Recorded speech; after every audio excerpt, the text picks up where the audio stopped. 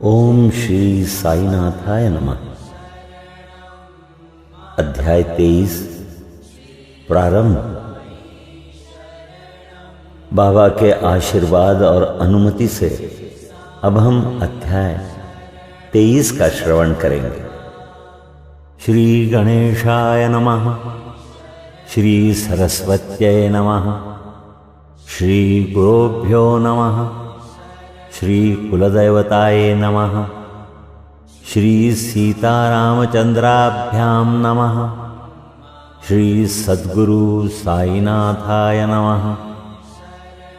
इस अध्याय में योग और प्याज, श्यामा की सर्वदंश से मुक्ति, विषुचिका यानी हैजा, उसके निवारणार्थ नियमों का उल्लंघन, गुरु भक्ति की कठिन परीक्षा, इसके बारे में श्रवण करेंगे।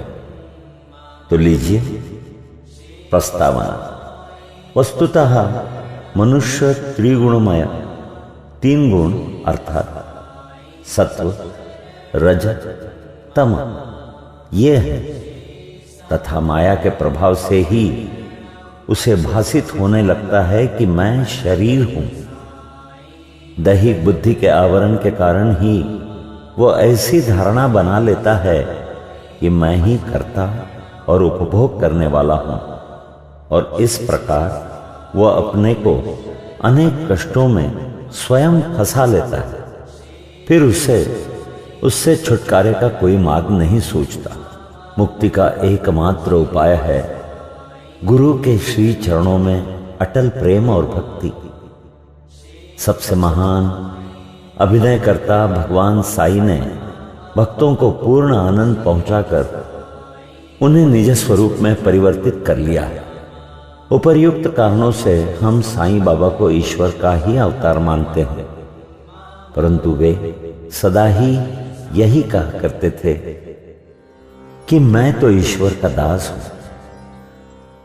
अवतार होते हुए भी मनुष्य को किस प्रकार आचरण करना चाहिए तथा अपने वर्ण के कर्तव्यों को किस प्रकार निभाना चाहिए, इसका उदाहरण उन्होंने लोगों के समक्ष प्रस्तुत किया। जो सब जड़ और चेतन पदार्थों में ईश्वर के दर्शन करता हो, उसको विनयशीलता ही उपयुक्त थी। उन्होंने किसी की उपेक्षा या अनादर नहीं किया।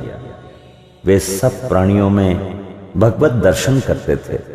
उन्होंने ये कभी नहीं कहा कि मैं अनल हक सोहम हूं।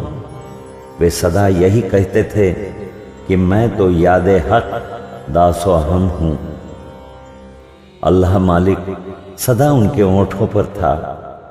हम अन्य संतों से परिचित नहीं हैं और न हमें ज्ञात है कि वे किस प्रकार आचरण किया करते हैं अथवा उनकी दिनचर्या इत्यादि क्या है। इस कृपा से केवल हमें इतना ही ज्ञात है कि वे अज्ञान और बद्ध जीवों के निमित्त स्वयं अवतीर्ण होते हैं। शुभ कर्मों के परिणाम स्वरूप ही हम में संतों की कथाएं और लीलाएं श्रवण करने की इच्छा उत्पन्न होती है, अन्यथा नहीं। अब हम मुख्य कथा पर आते हैं। योग और प्याज। एक समय कोई एक योगाभ्यासी नाना साहेब चांदोरकर के साथ शिरडी आया।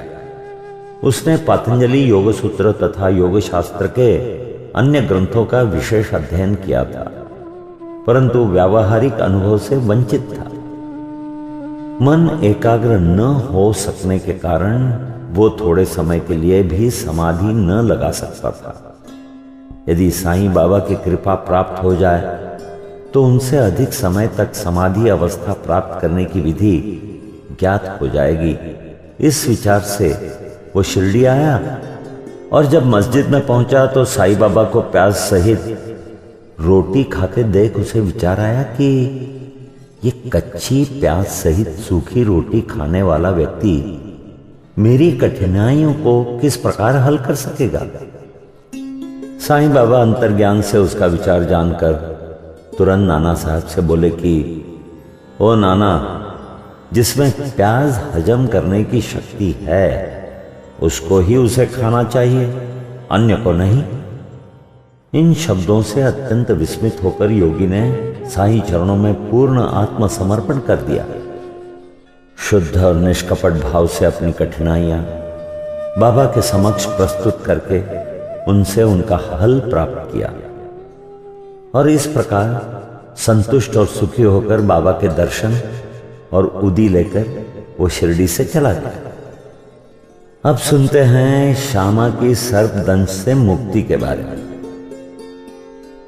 कथा प्रारंभ करने से पूर्व हेमाडपंत लिखते हैं कि जीव की तुलना पालतू तोते से की जा सकती है, क्योंकि दोनों ही बद्ध हैं, एक शरीर में तो दूसरा पिंजरे में। दोनों ही अपनी बद्धावस्था को श्रेयस्कर समझते हैं, परंतु यदि हरि कृपा से उन्हें कोई उत्तम गुरु मिल जाए और वो उनके ज्ञान चक्षु खोलकर उन्हें बंधन मुक्त कर दें, तो उनकी चेतना का स्तर उच्च हो जाता है, जिसकी तुलना में पूर्व संकीर्ण स्थिति सर्वथा तुच्छ ही थी। गत अध्याय में किस प्रकार श्री मेरिकर पर आने वाले संकट की पूर्व सूचना देकर उन्हें उससे बचाया गया, इसका वर्णन किया जा चुका है। श्रोतागण अब उसी प्रकार की एक और कथा श्रवण करें। एक बार श्यामा को विषधर सर्प ने उसकी हाथ की उंगली में डस लिया। समस्त शरीर में विष का प्रसार हो जाने के कारण वे अत्यंत कष्ट का अनुभव करके क्रंदन करने लगे कि अब मेरा अंतकाल समीप आ गया है। उनके इष्ट मित्र उन्हें भगवान विठोबा के पास ले जाना चाहते थे, जहां इस प्रकार की समस्त पीड़ाओं की योग्य चिकित्सा होती थी, परंतु श्यामा मस्जिद की ओर ही दौड़ा, अपने विठोबा श्री साईं बाबा के पास। जब बाबा ने उन्हें दूर से आते देखा तो वे झिड़कने और गाली देने लगे। वे क्रोधित होकर बोले, अरे ओ नादान, कृतघ्न बब्बन, ऊपर मत चढ़, सावधान, यदि ऐसा किया तो।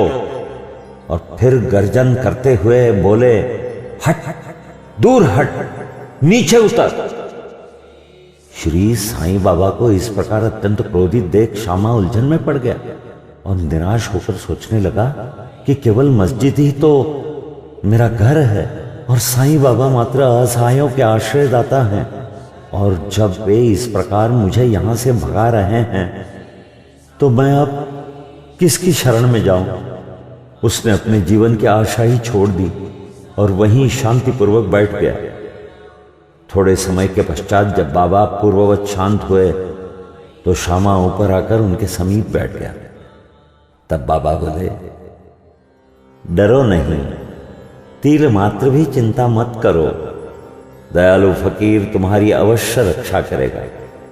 घर जाकर शांति से बैठो और बाहर न निकलो। मुझ पर विश्वास कर निर्भय होकर चिंता त्याग दो।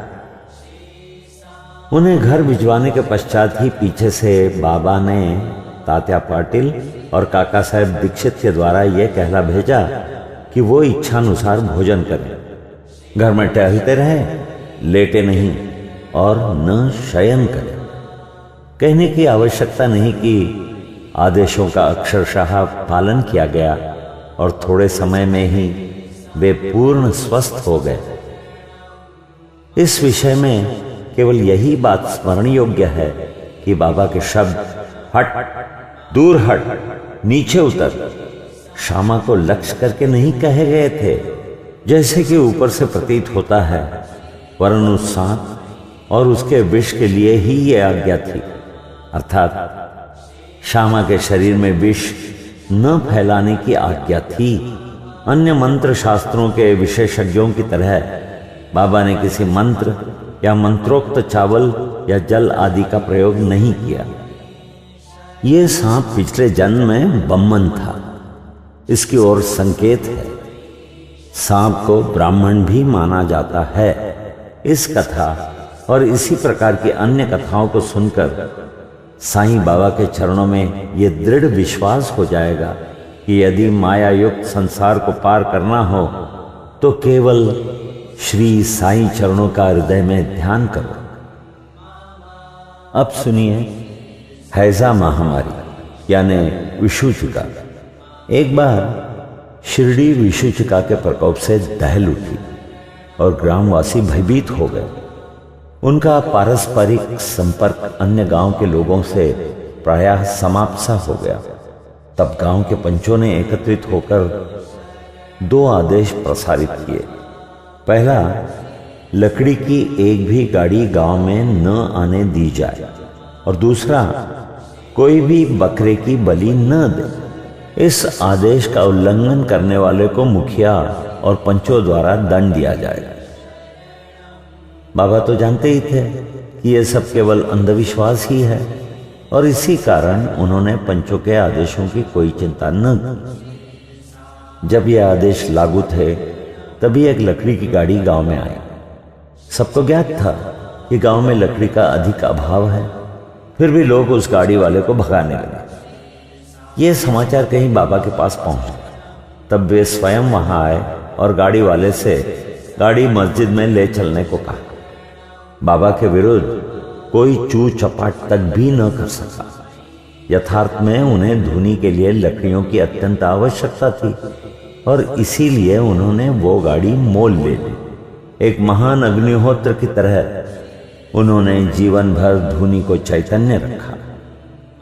बाबा की धुनी दिन रात प्रज्वलित रहती थी, और इसलिए वे लकड़ियां एकत्रित करके रखते थे। बाबा का घर अर्थात मस्जिद सबके लिए सदैव खुली थी। उसमें किसी ताले चाबी की आवश्यकता न थी। गांव के गरीब आदमी अपने उपयोग के लिए उसमें से लकड़ियां निकाल भी ले जाया करते थे, परंतु बाबा ने इस पर कभी कोई आपत्ति न की। बाबा तो संपूर्ण विश्व को ईश्वर से ओतप्रोत देखते थे, इसलिए उनमें किसी के प्रति घृणा या शत्रुता की भावना न थी। पूर्ण विरक्त होते हुए भी उन्होंने एक साधारण गृहस्थ का सा उदाहरण लोगों के समक्ष प्रस्तुत किया। अब हम सुनते हैं गुरु भक्ति की कठिन परीक्षा के बारे में। अब देखिए दूसरे आदेश की भी बाबा ने क्या दशा की। वो आदेश लागू रहते समय कोई मस्जिद में एक बकरा बलि देने लाया गया। वो अत्यंत दुर्बल, बूढ़ा और मरने ही वाला था। उस समय मालेगांव के फकीर पीर मोहम्मद और बड़े बाबा भी उनके समीप ही खड़े थे। बाबा ने उन्हें बकरा काटकर बलि चढ़ाने को कहा। श्री साईं बाबा बड़े बाबा का आदर किया करते थे, इस कारण वे सदैव उनके दाहिनी ओर ही बैठा करते थे। सबसे पहले वे ही चिलम पीते और फिर बाबा को देते, बाद में अन्य भक्तों। जब दोपहर को भोजन परोस दिया जाता तब बाबा बड़े बाबा को आदर पूर्वक बुलाकर अपने दाहिनी ओर बिठाते और तब सब भोजन करते। बाबा के पास जो दक्षिणा एकत्रित होती उनमें से वे 50 रुपए प्रतिदिन बड़े बाबा को दे दिया करते थे। जब वे लौटते तो बाबा भी उनके साथ 100 कदम तक जाया करते थे। उनका इतना आदर होते हुए भी जब बाबा ने उनसे बकरा काटने को कहा तो उन्होंने अस्वीकार कर स्पष्ट शब्दों में कह दिया कि बलि चढ़ाना व्यर्थ ही है। तब बाबा ने श्यामा को बकरे की बलि के लिए कहा। वे राधा कृष्ण माई के घर जाकर एक चाकू ले आए और उसे बाबा के सामने रख दिया। राधा कृष्ण माई को जब कारण पता चला तो उन्होंने चाकू वापस मंगवा लिया। अब श्यामा दूसरा चाकू लेने के लिए गए, किंतु बड़ी देर तक मस्जिद में न लौटे। तब काका साहब दीक्षित की बारी आई। वो सोना सच्चा तो था, परंतु उसको कसौटी पर कसना भी अत्यंत आवश्यक था। बाबा ने उनसे चाकू लाकर बकरा काटने को कहा। वे साठेवाड़े से एक चाकू ले आए और बाबा की आज्ञा मिलते ही काटने को तैयार हो गए। उन्होंने पवित्र ब्राह्मण वंश में जन्म लिया था और अपने जीवन में वे बलिकृत्य जानते ही न थे। यद्यपि हिंसा करना निंदनीय है, फिर भी वे बकरा काटने के लिए उद्यत हो गए। सब लोगों को आश्चर्य था कि बड़े बाबा एक यवन होते हुए भी बकरा काटने को सहमत नहीं है, और ये एक सनातन ब्राह्मण बकरे की बलि देने की तैयारी कर रहा। उन्होंने अपनी धोती ऊपर चढ़ा ली, फेंटा कस लिया और चाकू लेकर हाथ ऊपर उठाकर बाबा की अंतिम आज्ञा की प्रतीक्षा करने लगे। बाबा बोले, अब विचार क्या कर रहे हो? ठीक है, मारो। जब उनका हाथ नीचे आने ही वाला था तब बाबा बोले, ठहरो, तुम कितने दुष्ट हो, ब्राह्मण होकर तुम बकरी की बलि दे रहे हो।